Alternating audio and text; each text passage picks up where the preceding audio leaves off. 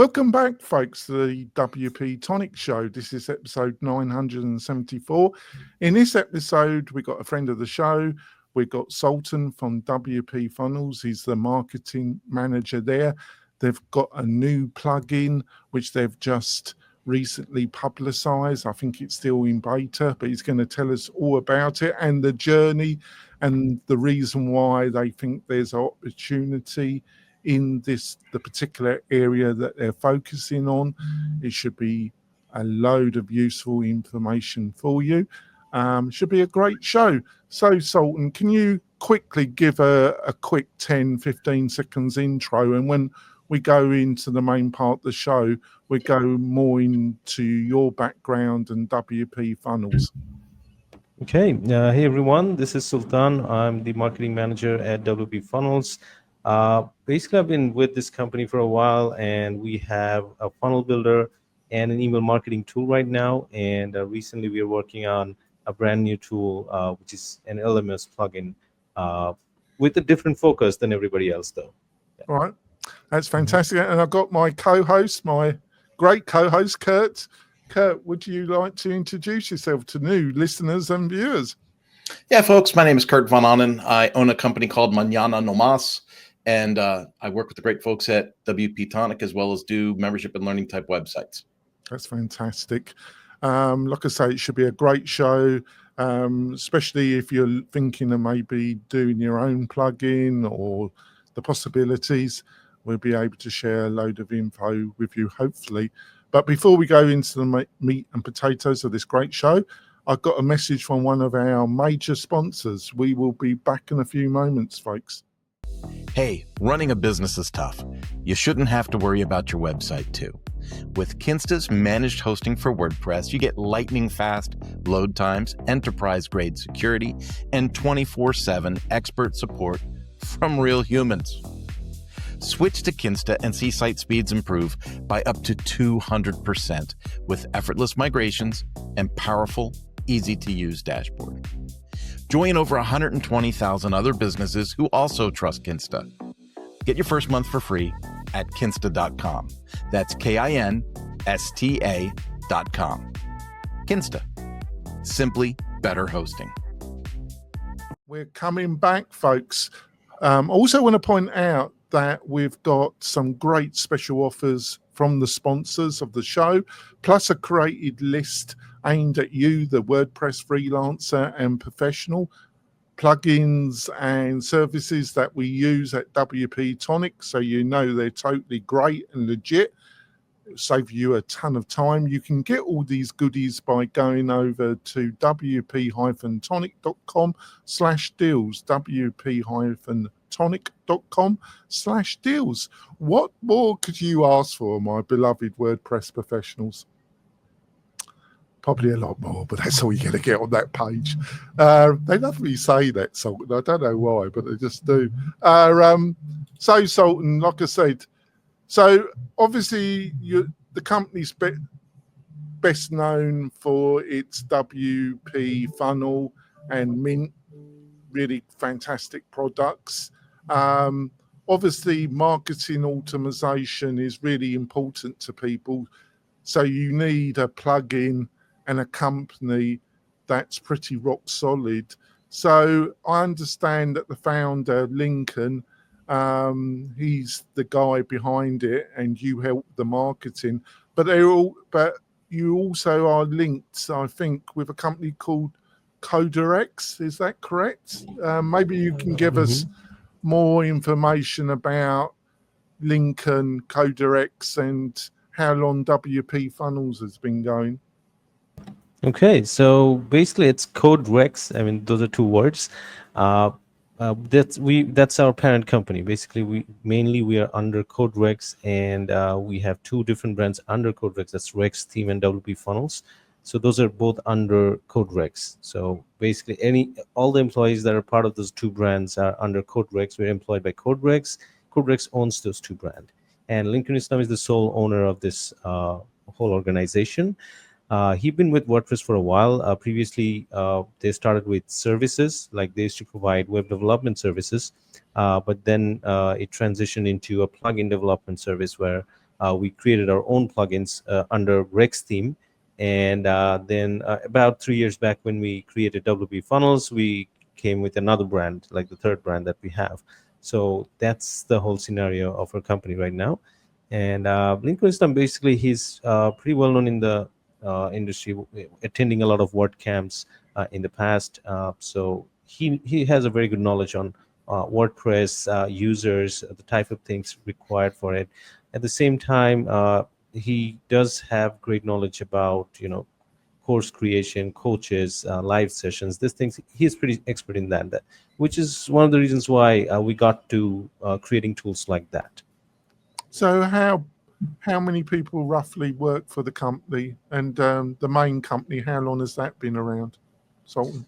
We've been around since 2012, and right now we're not that large. We have about 25 employees at the moment, and initially, as I said, it was just Coderex. It was pretty small at that time. It slowly grew, and right now we're an umbrella of two different brands. Rex Team started about 2014, and WP-Funnels just 3 years back. I love WP-Funnels. I think it's a great plugin. So I've tried to be supportive with it, and the company's been generous towards me as well. Over to you, Kurt. Well, I kind of have my feet really dug in the e-learning space, and so I guess this question falls to me.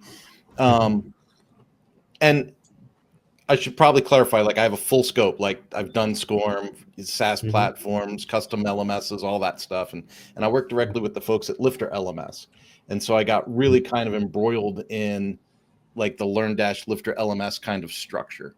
So I was curious, what made the company decide to pursue an LMS solution? And by the way, I'm completely open to whatever the answer is. There's no judgment here. I'm fascinated that there's another one coming. Well, there has been a few reasons why we went for this. First up, it was our plan from the beginning to serve online coaches and creators. We always had in mind to create a whole ecosystem for that target audience, right? So we started off with Sales Funnels, which is an essential tool for coaches, online creators, because that's how they collect leads and run sales funnels. And then we moved on to email automation, because that's another core tool they need. And then the next big thing we had was creating an LMS, because that would complete the journey. Because most of the people who try to teach their knowledge, they go through creating courses. From there, they go into live sessions, webinars, and then make sales. So it's part of the ecosystem plan that we had right from the beginning, actually, when we first launched WP-Funnels. So this is all planned. It's not a spontaneous decision. And from there, we came into thinking about Creator LMS. And obviously, we had some challenges in deciding how we could be relevant in the market, because there are big stuff out there. Like Lifter LMS is pretty good. LearnDash is pretty large. And then there's Tutor LMS recently taking up the market. So we did have a lot of thoughts in there, but I believe we managed to find out something that would make us stand out a bit different. I mean, we're not competing with them in terms of the same audience. We have our own set of audience that we are trying to solve a problem for. And there are a few specific problems that we are trying to solve with Creator LMS. Yeah, I've always been attached to kind of that speaker, author, trainer, kind of audience, right? And that's a little bit different than, standard course creator. And when you mentioned like the sales funnels, WP funnel, that whole thing, that I could see how that would really appeal to the coach and speaker kind of thing, right? And what's the best way for a speaker to sell more public gigs? Have a short course, put that in a funnel, do its whole thing. So I can see where that audience makes a lot of sense. Exactly. Jonathan? So what you think you're bringing something to a specific market? How would you describe that market, that ideal user base that you're trying to focus this new plugin on, Sultan? Well, our initial main target is online coaches and trainers, obviously. That's the people we're trying to serve from the beginning. At the same time, with Creator LMS, it opens up the door to a lot more. If you talk about single creators or mid-level creators who are trying to teach their knowledge, it could be anyone, to be honest, like an artist or maybe a marketer who knows SEO too well. they might want to get into the e-learning, because this industry is pretty huge. Like in this year, it's projected about over 300 billion as the valuation of the industry. And in 6 years it can go up to 900 billion. So it's a huge industry. Everybody's trying to take a piece of the cake for the industry. So anybody can actually create course nowadays and start their own business and make some money, because there's a lot of things to teach. And the latest generation, they're actually pretty active. They want to learn things really quick. So what we are trying to do is we're trying to solve a problem for people who actually has talent and want to get out there. The main issue, what we found is, like, we have seen a lot of tools. Definitely in WordPress, the tools are pretty good, but you can see, if I talk about Lifter or LearnDash, their core product is the course builder. And then for other stuff, they need additional add-ons. So people have to install a lot of add-ons, invest in additional plugins, to do the whole course system, right? With Creator LMS, what we decided is, all right, we don't want them to have too many plugins. What if one system had all of those? So the main challenge was to find out what could be those core stuff that everybody actually needs when they're thinking about a whole course creation, business, monetization stuff. Like if you think about it, we could all talk about SaaS tools like Kajabi or Podia and stuff like that, but those are quite expensive. I would say that your main, apart from the WordPress, which I do agree, its marketing and its focus is probably a bit different. But I think what I get from what you're saying is that you're really trying to focus on the creator, the kits used to be called ConvertKit, that the kind of creator that might be looking at Patreon, but don't like having to give them almost 20% of their revenue. That's trying to, and that's looking to add extra value, another source of income. So, but I think Patreon and maybe Podia or Kajabi are some of the main competitors outside the world of WordPress. Would you agree with that? Yeah, definitely. They are definitely big competitors, and it's difficult to beat them if you think about their customer base. But if you think about the people we are looking at, it's not really a direct competition, because we are not looking for people who are trying to make an extra buck by spending a lot of money. We're looking for people who wants to grow on their own, right? So in WordPress, you get that luxury. Like you can sell your course, keep your whole earnings. You're not paying that transaction fees every time you're selling a course. So you really get that opportunity to grow on your own, because quite frankly, when I spoke with a few people out there, what I found out is, people that are small, it takes time for them to grow. Now, if they're going to pay a chunk of their revenue to other platforms, it takes a lot of more time than what they could have actually grown. If they could have had those additional money with them at that time, they could have probably invested in growing their business faster and become established. But now what happens is those platforms are so expensive, and they don't really get much opportunities elsewhere. That's why they're stuck where they are.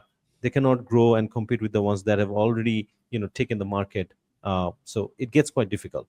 So that's the area where we are looking into bringing in people the opportunity that they get similar features, they get to create their same courses, but they can keep their own earnings, right? That's one of the things. But there is also another thing.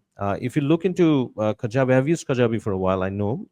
The problem you will see is that even their own reports suggest that students actually do not finish their courses, right?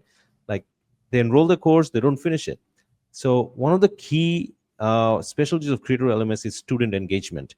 We have included a lot of features that are dedicated to create engagement for students, such as cohort-based learning, creating a community, gamification, quizzes, email reminders if they forget about the course. So all of those are included in one single plugin. And you might as well think, okay, I could do all of that with a SaaS tool, but in WordPress, it's not that expensive and within their control. So that's where I think we're trying to create a market, getting a chunk out of those people who cannot actually grow on their own but are struggling now have an option to, make their own business.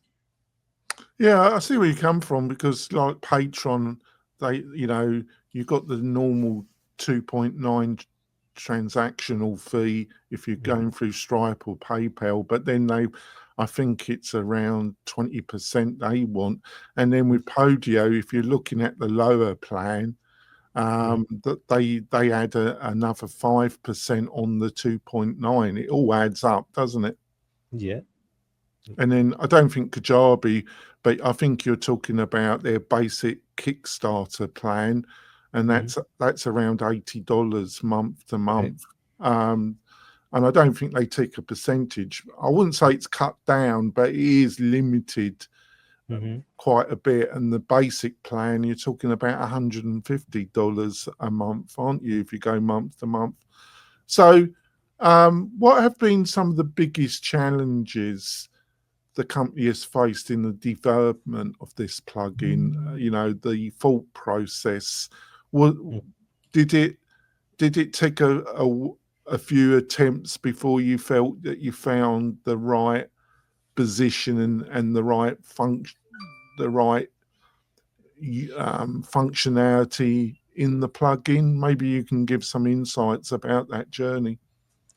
Well, you see, if you talk about a year ago, things are pretty different. You could have actually took a lot of time to think about a product, planned it, and go for it.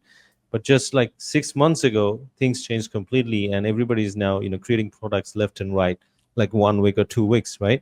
So we actually faced 3 phases of challenges. Initially, we actually started working on Creator LMS about a year ago, to be honest. And within 3 months, we didn't really create the position that we're thinking now. We had a different type of plan at that time. But by the time we could get out with those features, a couple of products already created those features. So our initial focus was only the monetization, all right? So what happened was, after 3 months of development, before we could actually come to launch, someone else already did that, and we didn't have that specialty anymore. And we knew that launching at that time would mean that we're just competing with another guy who has already taken up the market, and we would probably not get much further with that. So that was one challenge. The second challenge came when people started creating LMS tools with AI. So, now people are creating tools with AI in like 1 week or 2 weeks, releasing that in LTD, and users are getting excited that, wow, this might be great. But I think both of you understand that those tools are not worth it. But we had the challenge because people were, going for the hype. They're thinking, hey, it's a great tool. They took less time. Maybe they're a great team. But you cannot judge a team by the time they take for development, right? So that was another challenge. So we had to delay our launch. We had to think twice that, all right, we cannot create a tool that becomes similar to another AI tool. We have to be better, because if someone can do it with AI, and if we are doing it human, then we should be doing it better. So we took more time, and eventually we did some research. We went through primary research, secondary research, and we found out the engagement issue, which is still a big issue. I personally launched 2 courses on Udemy, and the completion rate is only 1%. So you have to understand, like, there were about 2,000 students, and only 1% of them completed the course.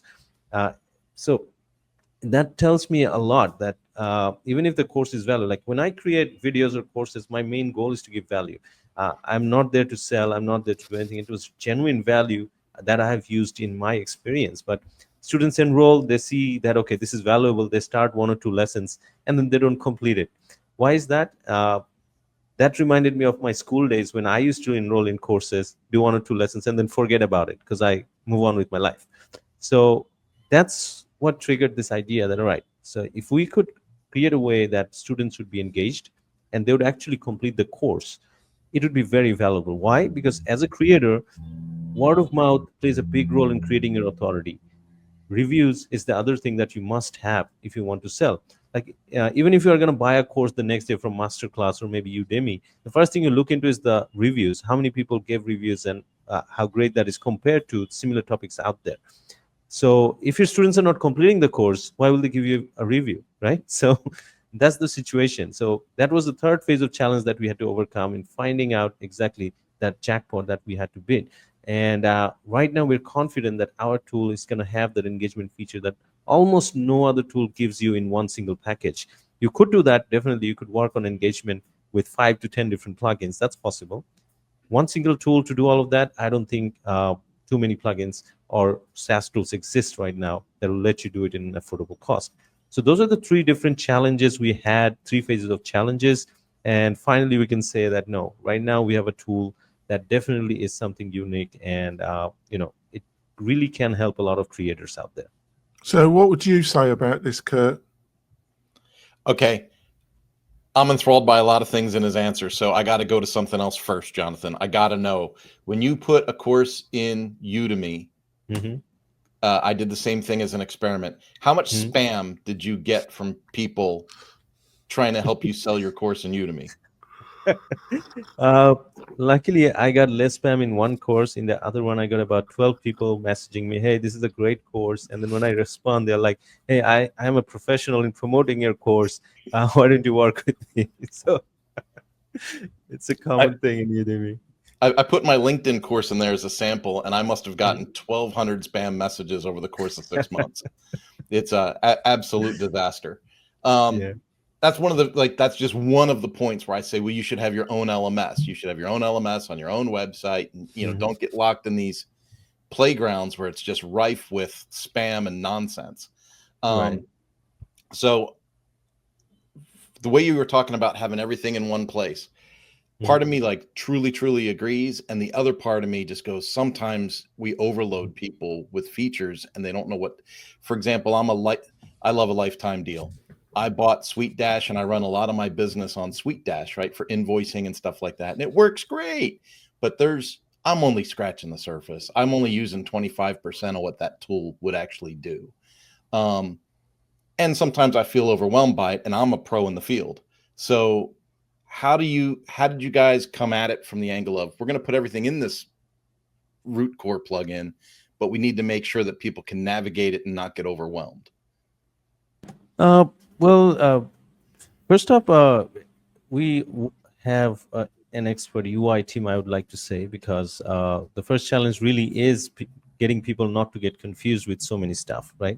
And the second thing what we did was we also thought about this, that, hey, not everybody needs everything, right? So the way we are trying to handle this is through pricing plans. Like for people who are solo creators, they don't really need creating a community. They're just starting out. So they could just go for the smaller plan where they don't need a community, and then they could just pay a little. When they grow a little bit, they can later think about upgrading to a plan where they have the community to use.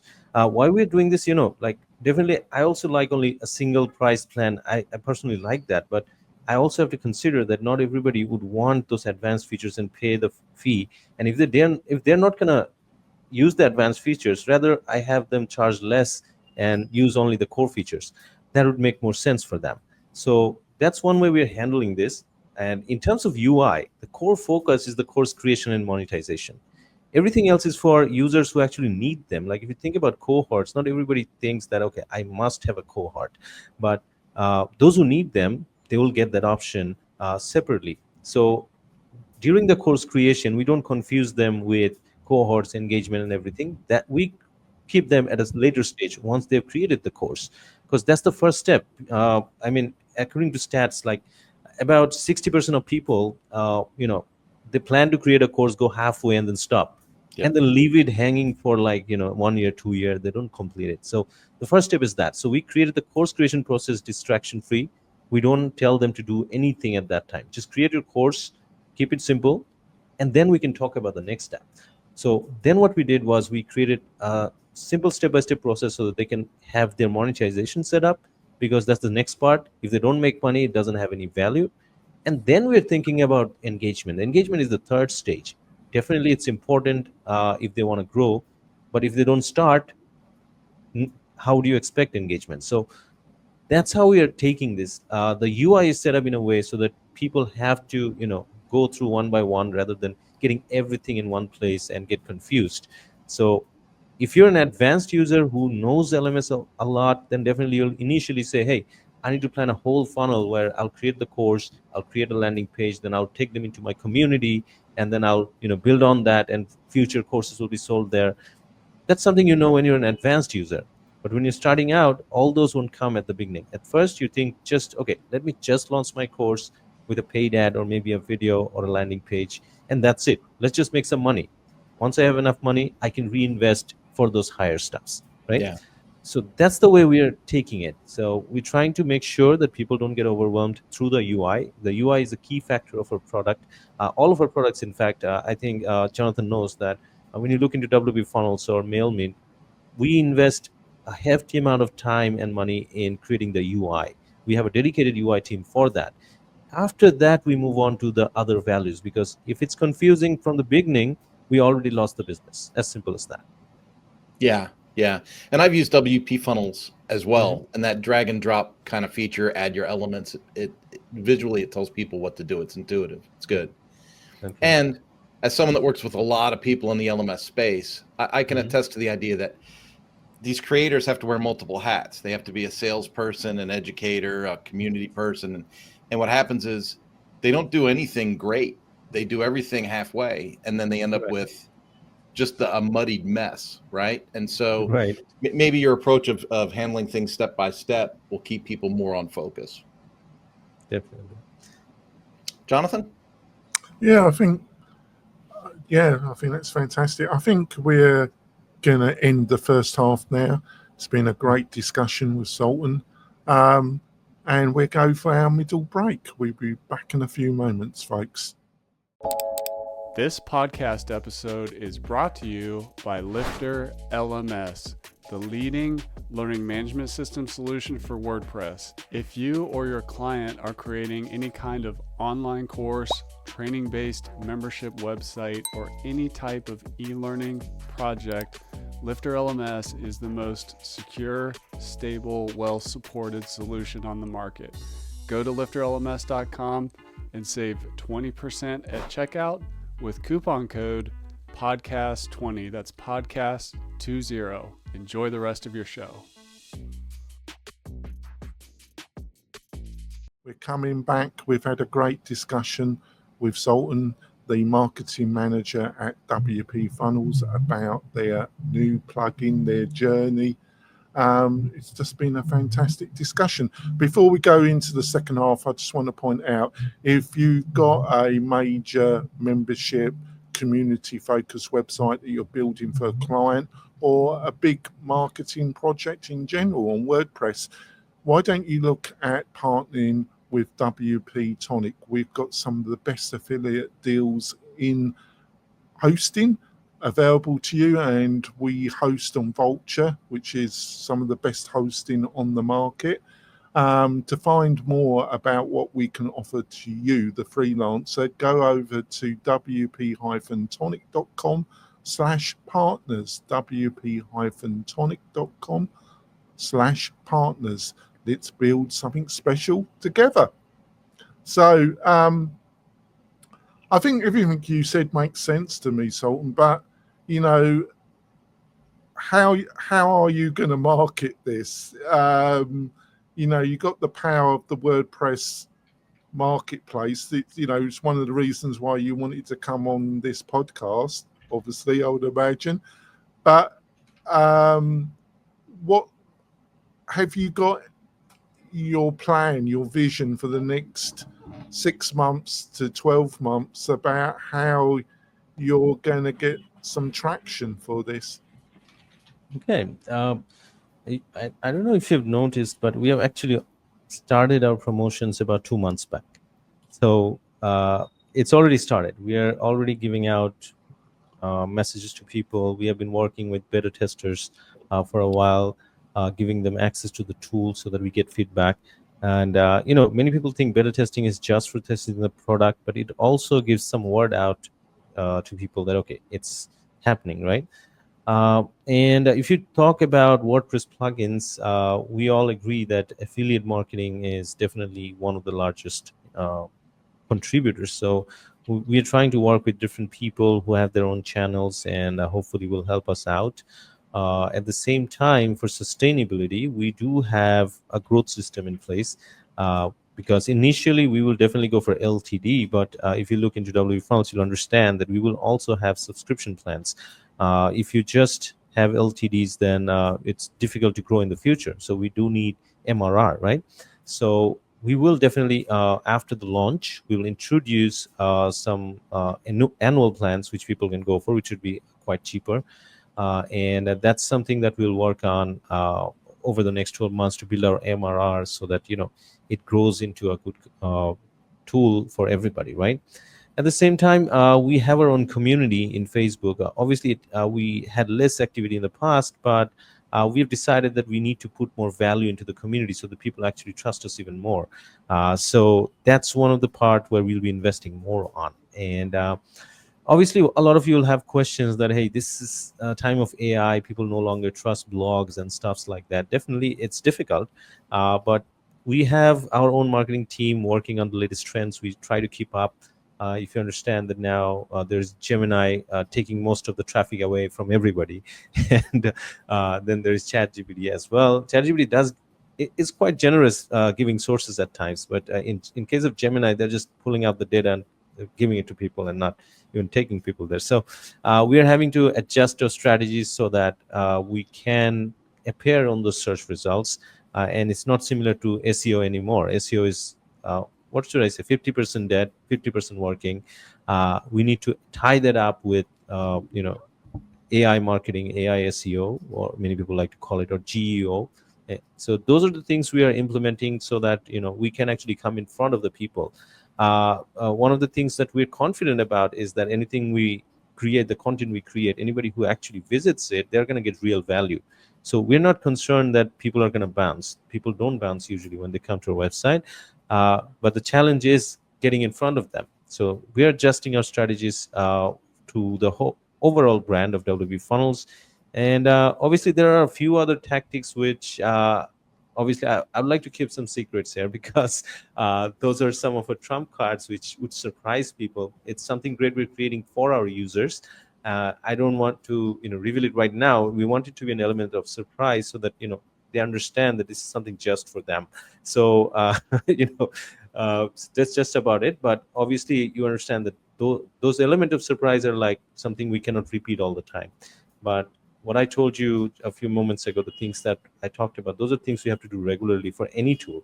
Like if you're talking about any WordPress plugin, you're starting out or you're old, those things you have to do. If you don't adjust your SEO strategies now, in about 6 months, your organic traffic is dead. You cannot sustain. So you have to make those adjustments. If you don't build communities now, you understand that in the future is community. But what do you really mean by the word that in your own mind? What do you really mean by that term community? Let's say when I say community, it really means a group of people who has like-minded requirements, right? So let's say if we talk about the WP-Funnels community, there are a lot of people who just wants to learn about funnels and use WP-Funnels. I mean, one of the cases users, but if I talk about others, not everybody in our community is our user. But they're here because we're sometimes posting some useful content to help them out. So that's what I call a community, where everybody has the same mindset that, okay, this is the topic I'm interested in. So that's what I call community. And another thing that involves community nowadays, I'll just be honest, is the factor of influencer. Influencer marketing is something that everybody trusts nowadays. Like, you have a known face. If you say a product is good, a lot of people will trust that. But if someone unknown comes and talks, people don't know them. So if you really want to compete with that market, the only other way is having a community where people really trust your brand. So that's something I suggest any tool should work on as soon as possible. So before I throw it over to Kurt, what at WP-Funnels, have you got any sense of the user base?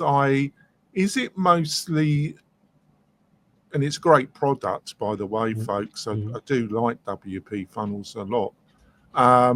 But is it mostly freelancers and WordPress professionals are the bulk, or is it end users, as I call them, power users or people that are not really freelancers or small agency owners. Have you got any idea about the split that are using WP-Funnels?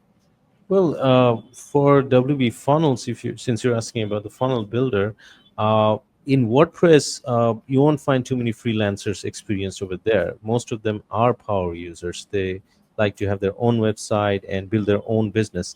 Freelancers usually go for SaaS tools because that's easier to, convince the people and, handle the things. In case of WordPress, there is also element of privacy. If you allow your website to a freelancer, you have a lot of issues there. I have friends who had their website hacked, and once they trusted a freelancer. So in WordPress, it's less likely that your funnel builder is going to be used too much by a freelancer. It's mostly used by end users who own their own business or have their own marketing team. All right, that's very insightful. Over to you, Kurt. Well, I feel like we all have a mixed opinion of AI, except for maybe Jonathan. I know he's a fan. He's a diehard fan through and through. I was trying to do some internal work here with Mañana No Mas and figuring out, okay, how do I do better with AI search and stuff? So I asked AI, how do I do that? And then it said, well, you rank here, you rank there, these other companies, blah, blah, blah. And I said, well, how do you come up with that answer? And the first thing on the list was Google search results, right? And so half the time we say SEO is dead or SEO is half dead, or we try to be nice about the whole SEO conversation. And then we say, well, it's not going anywhere. But then when you look at the results from AI, you go, oh, holy crud, it's using those results to come up with those lists. So it's a huge frustration because, as you said, AI at one point is like scraping your content to give out answers away without the accreditation, right? Right. But you still need to have the content, and you still need to know that your SEO is ranking you high enough to be searched by AI to find it, to be referred. Let's just get to it. Like, what are the AI tools that you depend on? Like, I'm assuming you use AI, right? Yeah, I do. Yeah. So we're all in the same boat. I tell everybody I'm the biggest hypocrite with AI because I use it every day, but I tell everybody how dangerous it is. What are the AI tools and services that you've been using that you kind of lean on that you could share with our listeners? Well, if I talk about me personally, I am not a big fan of using AI. I'm just saying because it's just a copy of what others do, right? Mostly when I use AI, I use it for marketing purposes, for research. All right, I don't use it to generate content because the content they will generate is just regeneration of what someone else did, right? And that's something you cannot trust someone who's using AI to pitch you a product. That's like they're just lying on the teeth. So what we do here is we use AI heavily to do some research, and obviously, as you said, that they scrape it from websites, right? You need to rank high enough for them to scrape you, right? But I think what you should look into, or I think you already know this, the dynamic that AI has gone to now is valuing brands over content, all right? So if you look into more insights, you'll see that people who are mentioned more often in different platforms. So let's say you have a content and people are talking about in Facebook, Reddit. Those are being more prioritized by AI than when you have your own blog and you're writing about it, right? So the way Google is ranking blogs in SEO right now is not what it used to be before. Now they're valuing more about how many people are actually talking about your content before they're actually trying to, rank it up. Previously, we had a few regular stuff like, if you had enough backlinks, if you had keyword depth, if you had enough internal linking, all of those were there in the past. But when you use AI right now, it's completely different, right? So in our marketing, when we use AI, we use it to research, find out sources, find out data, and then we need to verify it manually because we want to give authentic stuff. We don't want to just copy, rewrite, and publish. Like in our company, we do not do that. There are others who do that. Like they see that, okay, this is the top ranking content. Let me just rewrite it and publish it. I'll at least be up there in number 3, I guess. We don't do that. We actually find out the main sources. We actually learn. We actually experiment before we write the content. So most of the content you'll see, we have about 100+ content, but all of those based on our experience. Those are real experiences explained over there. So with AI, we mostly use ChatGPT 5 right now, where we use it for research, and then we in between we did use Napkin AI to create some reports. For presentation, there is Gamma.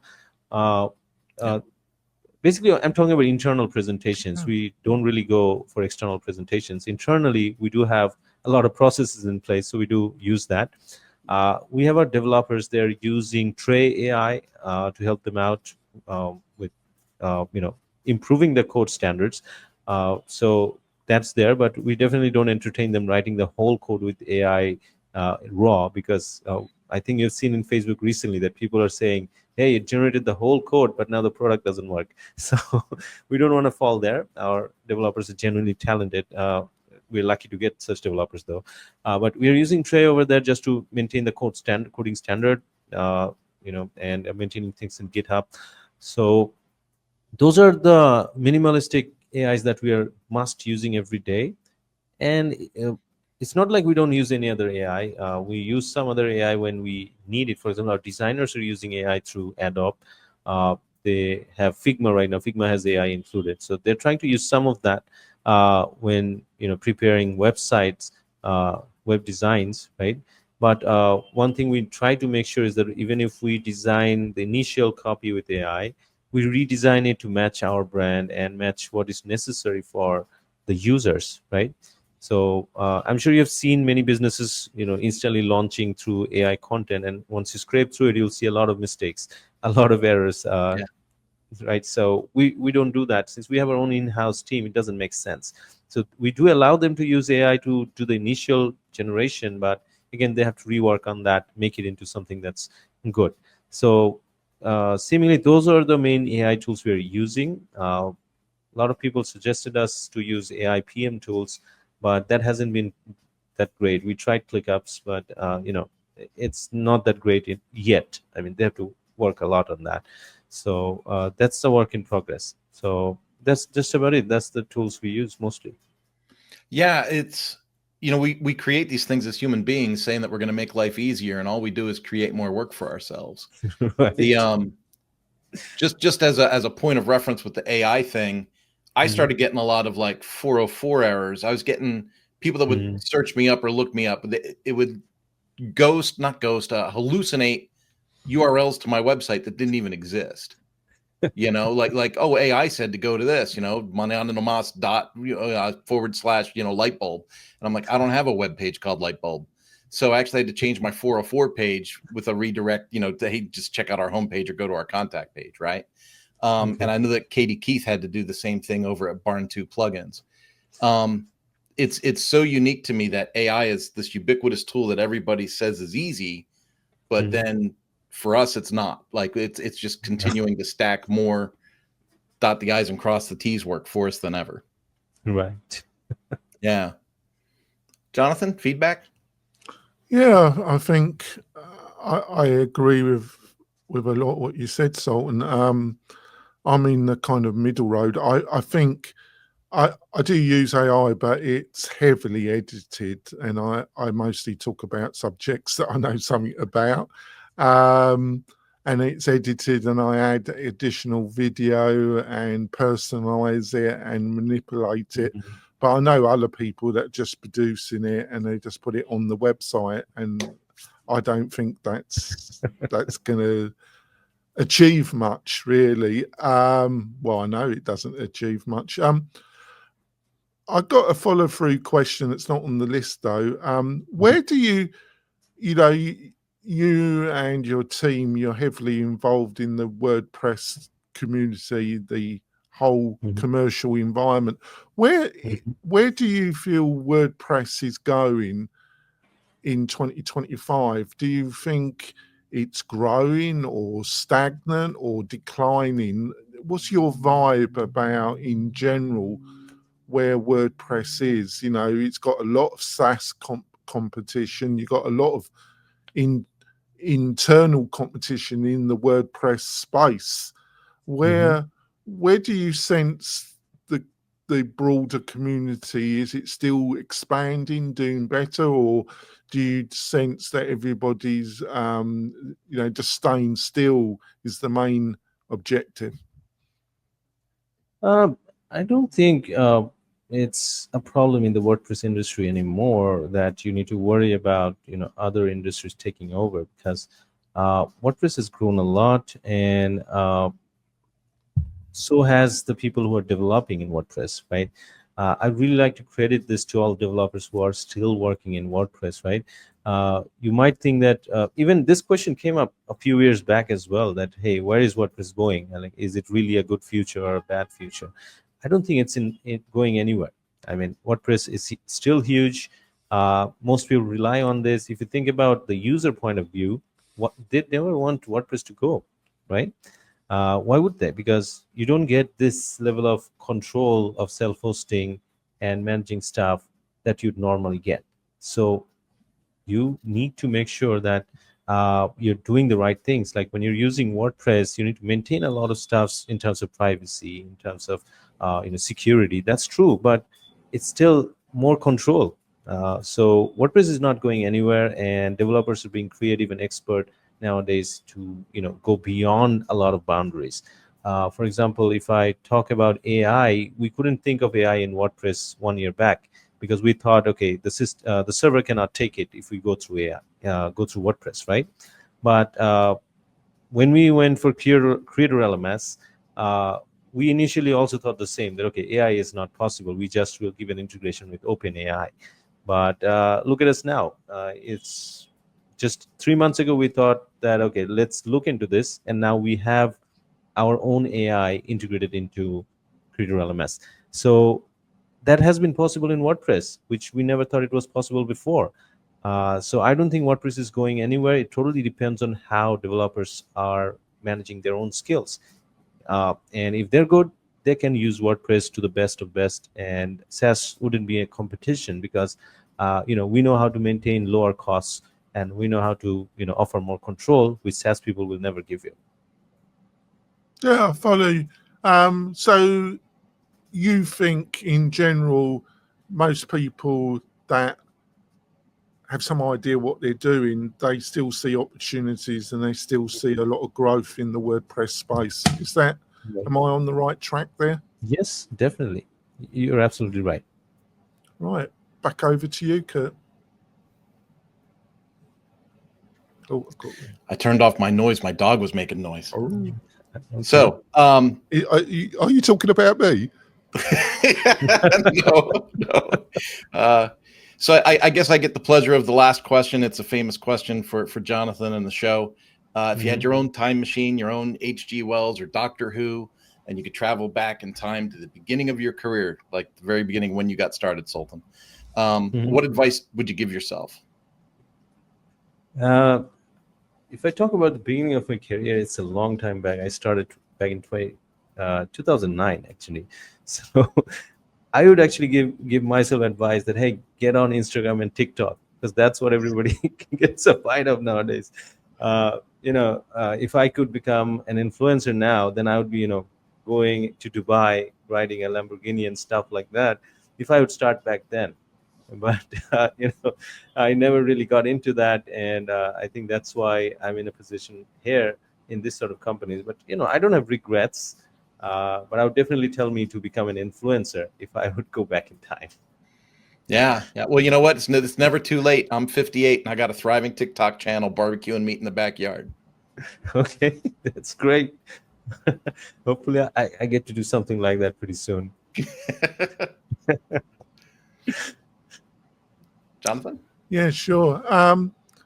We're going to end the show here. So, Sultan, what's the best way for people to find out more about the new plugin and more about the company in general? Okay, so first up, if you want to know more about WP-Funnels, you just visit getwpfunnels.com. That's our website. And about the new tool, we have already called for early adopters. So we are asking people to join the early adopters list to give them an additional discount. So for that, you can just visit the link getwpfunnels.com/creator LMS early access. If you go to that link, then people will get the option to join the list. So that's one of the ways. But obviously, you can always reach out to us directly in our support team. So it's support@getwpfunnels.com. If you reach out there, we will always be happy to answer any questions, give you more information about a new tool, and of course, if they want, they can reach out to me as well. There's nothing wrong with that. But obviously, if you reach out to our support, you'll get faster answers because I'm always on the run, So, yeah. But definitely, and all the links will be in the show notes that will be supporting this show, which you'll find on the WP. One more thing, I would actually ask them to. Sorry about interrupting. Right, I'll actually ask them to join our community. We have a Facebook community, Facebook/groups/WPFunnels. That's where we announce everything the first time we launch or do anything. All right, so that's another place I would ask them to keep an eye on.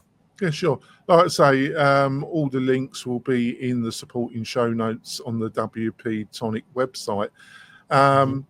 So, Kurt, what's the best way for people to find what you're about? Well, to connect with me personally, I'm on LinkedIn quite frequently, and I'm the only Kurt Fanon in there. So if you make the connection or pop a message, we'll connect there. And if it's for business, mañana no más. Anything mañana no más leads back to me. Yeah.